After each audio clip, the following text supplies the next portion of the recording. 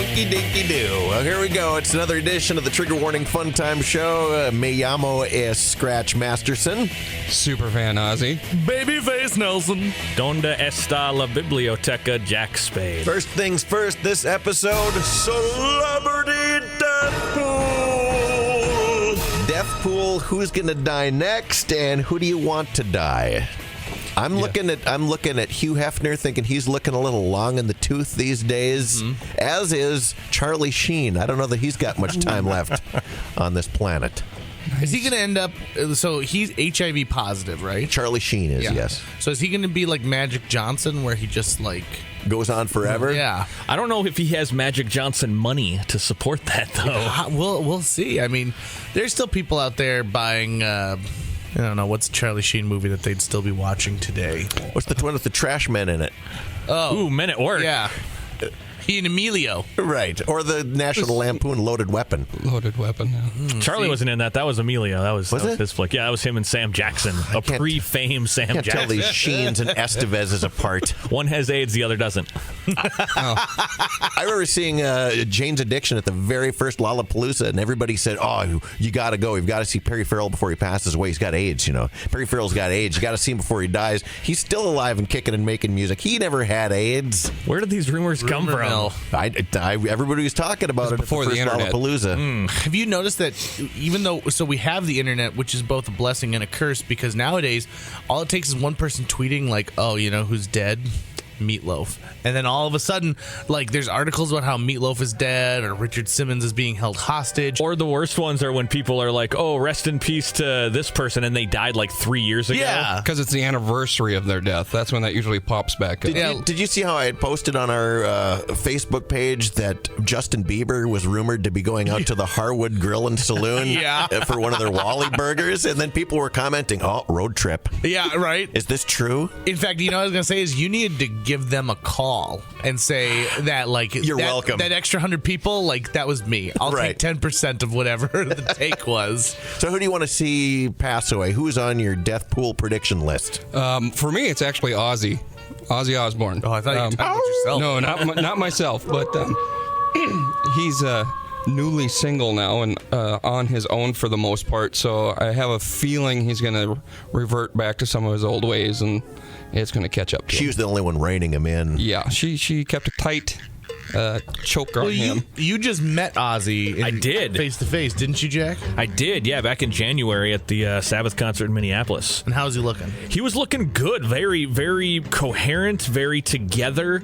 And I think, you know, kind of like Ozzy was saying, like, if this is kind of what pushes him back over the edge to be, you know, late Old 80s Ozzy. oddies. Yeah. Wild man. It's going to be, not long for this world, unfortunately. I would like a situation in which all the people who make all the movies that I hate, mostly executives, were on a boat. Maybe they're heading out to Catalina Island, and a monster comes out of the water. Maybe this is when Godzilla finally shows his head. And there's no way we can save them, and they're eaten one by one, and it's not like they're just swallowed or, you know, like the boat capsizes. This Godzilla-like creature takes it and shoves it in between their teeth, person by person, and all you can see is a bunch of blackberries floating in the water.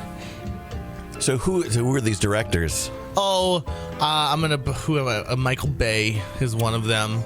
I will fight you to save Michael Bay.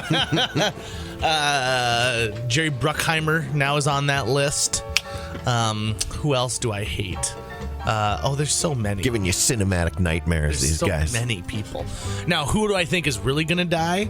I really think that Meatloaf is in bad shape. I read that story about him last week. Yeah, where he collapsing collapsed on stage.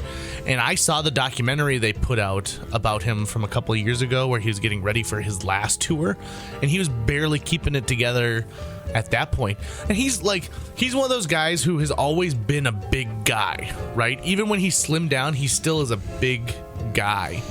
And one of these days his heart is going to explode on stage. Didn't he wasn't he on Celebrity Apprentice one season too, and had a couple of big freakouts? I remember he's pretty emotional. He is. Oh, he freaks. He's a chair kicker. He big time. Big time. Oh man, that makes me uncomfortable when you're around people that have freakouts like that. Yeah. Oh yeah. And you kind of have to give them leeway and accommodate for them because you don't know if they're going to kick your ass or if they're just if they're kind of a joke because they have these physical outbursts and they can't control themselves, and yet at the same time you have to okay, all right, whatever you want. I love watching two guys get into a fight at a bar because as much as everyone thinks that I've seen enough Jet Li movies where I've really picked up some skills, or I lift weights every single day. It doesn't matter. I watch people throw like the girliest punches. Now, given I don't hang out at a lot of places where people know how to take a punch or know how to throw a punch, I'm watching a lot of guys who are like, dude, you knocked over my Malibu cranberry, bro. And then they try to kick through the knee like they're in Roadhouse or something. And they demonstrate their sweet slap fighting skills. Yeah. Puffy chest syndrome. Anyone on the death pool for you over there? I kind of agree with your Hugh Hefner pull. He actually just recently sold the Playboy Mansion to the owner of Twinkies. Mm-hmm. Right. But the catch is the guy that owns Twinkies can't take the Playboy Mansion over until after Hugh Hefner dies. He's 90. He's had a good run, but I think he 2016 might definitely be his year. And don't you feel it's almost like Charles Schultz, when he quit doing Peanuts, he immediately passed away like the next week? Yeah. I mean, what else do you have to live for when you're Hugh Hefner and you've been around blonde, big titties all your life, and now you're not so special anymore? Yeah, you can only bang so many blonde, big titted whores. And they don't even have big titties in their magazine anymore. Yeah, it's no nudes anymore. You got to go online to get nudes from Playboy. And that right there is what's going to kill Hugh Hefner. I thumbed through it. It was on the rack over at Barnes & Noble. Now they have it in with Maxim and all those magazines. I was going to say Stuff, but I don't think Stuff is around anymore. FHM, is that still around? Yeah, how often I read these. But I thumbed through it, and it was boring. What a boring magazine. See, okay, I've said for years I would love a version of Playboy that takes the nudity out and just gives me the content, so because I do love the content in most Playboys. But I feel the second they decide, we'll just do that for the magazine, full stop, I think it lost its edginess. It lost its coolness. And I think people were still buying it, and obviously just not as many. People like titties. Yeah. How are we supposed to... Does everybody like titties? Show a hand. Show a hand? But, yeah. Sure. Okay, yeah, everyone. All hands up. Four, yep, you bet. Somewhere, Burrito Supreme is raising her hand I'm as sure well. she is.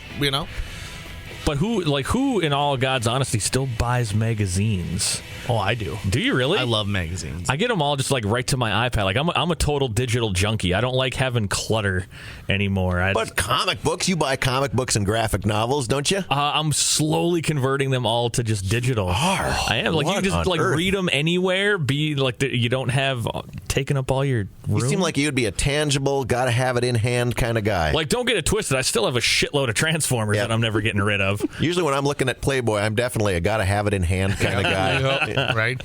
Talking about the magazine, right? Yep. Sure. Both hands occupied. I like the fact that batteries never die when I'm using a magazine. Yeah, not reading a magazine. Right. Not using. Reading. You said using. Yeah, I heard it. Better Homes and Gardens. I'll throw it away. This magazine's all used up. Philodendrons. Because you'll never walk into a house that'll have an iPad next to the toilet, being for your reading convenience guest. You've apparently never taken a dump at my house, right? But you don't put that out for guests, right? I would. If you come over to my house, I will leave the iPad out there. Okay. So I was like, hey Jack, I got to go to the bathroom. I'm like, iPad's already there for you, buddy. All right. I know that there's a lot of companies that can publish magazines using the digital format. For instance, Funny or Die has one called The Occasional that is one of the funniest magazines I've ever read. So there's real content, and then there's fake content in there as well. For instance... Wait, okay, something struck him funny. Just wait for it. In an issue last year, they were talking with this director who is making a sequel to the film Cool Runnings. Yeah. And it was called Cooler Runnings. And this time it's a fictional depiction of what happens the next year when this team goes back to the Olympics. And then throughout the rest of the magazine, you notice that there's ads for Cooler Runnings, and then like Cool Runnings like 3, Cool Runnings 4, and they keep coming up with like better punchlines. And then like right at the back of the magazine, there's an ad for a Cool Runnings prequel, the Irv Blitzer story. And it's a young John Candy. I was like, see, this is funny, and you could never do that in a real magazine because you're giving up that precious like ad space. Right. So maybe I'll come to your side, but I love having something tangible. All right. There've been a few. There's a film website. I can't remember the name of it, but they got me good over April Fool's Day when they put out that story about there being a sequel to BMX Bandits because they made it look very plausible. I thought, I guess they could do that, but Nicole Kidman's coming back for She's it. going to come back and do a small role in it, but who'd go watch that? You shared it and everything, didn't I you? did, yeah. Do you guys remember the Dirt Bike Kid? It was a movie that Peter Billingsley. Yeah. I remember watching that as a kid, thinking like, if only I had a dirt bike, I could solve all the I problems. could be as cool as the Dirt Bike Kid. And so I finally rode a dirt bike for the first time ever, maybe like 2 weeks ago. It was nothing. Well, you're a what it little big was. for a dirt bike now. I don't know. I Aren't feel you? like appropriately sized. Was it for Peter dirt bike. Billingsley sized dirt bike? It was a little kid's dirt bike. It went me like the wheeze that thing made when I Right. got on. I could probably get it up to about 5 miles an hour.